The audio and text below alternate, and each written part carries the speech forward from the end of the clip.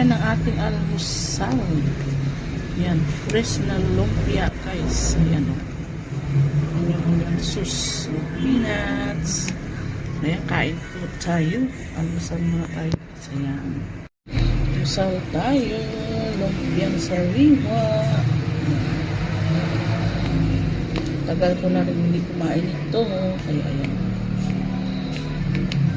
Kain po tayo guys.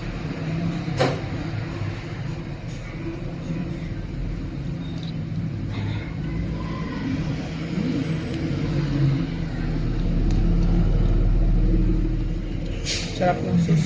Daming bawang. Tsaka peanut. Ayan, siya di kumakain ng gulay. Hindi matitikman po ang lasa ng lumpiang sariwa.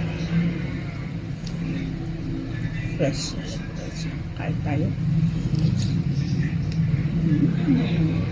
Sarap.